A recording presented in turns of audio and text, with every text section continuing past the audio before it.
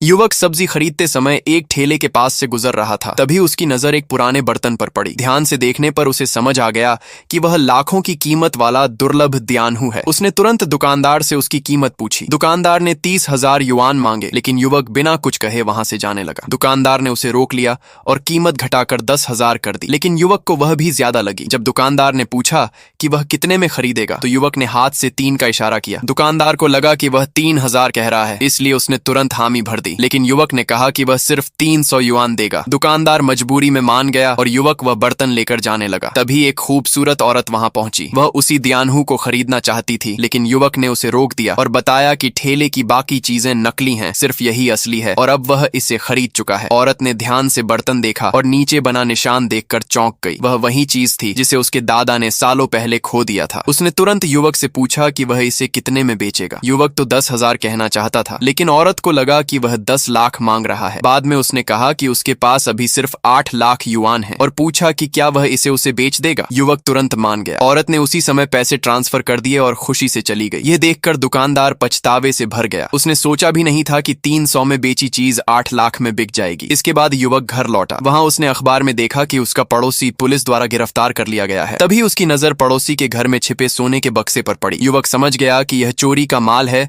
जिसे पुलिस अब तक नहीं ढूंढ पाई। उसने सही काम करने का फैसला किया और पुलिस को फोन करके सारी जानकारी दे दी। पुलिस ने उसकी मदद के लिए धन्यवाद दिया और उसे 3 लाख युआन का नकद इनाम मिला। उसी समय सिस्टम ने भी उसे अच्छे काम के बदले ली शियाओलोंग शक्ति कार्ड के 3 इनाम दिए। युवक बहुत खुश हुआ क्योंकि उसे नकद इनाम के साथ सिस्टम का पुरस्कार भी मिल गया था। कुछ समय बाद वह घर में खाने की मेज पर बैठा था। वहां उसकी भाभी जो मेंगेंग और शियामो भी थे। युवक ने पूछा कि क्या उसका बड़ा भाई लियांग यीदोंग घर नहीं आएगा। भाभी उदास होकर बोली कि वह अब शायद ही कभी घर लौटता है और हर दिन बाहर रहता है। युवक को समझ नहीं आ रहा था कि इतनी सुंदर और गुणवान पत्नी होने के बाद भी कोई आदमी घर से दूर कैसे रह सकता है।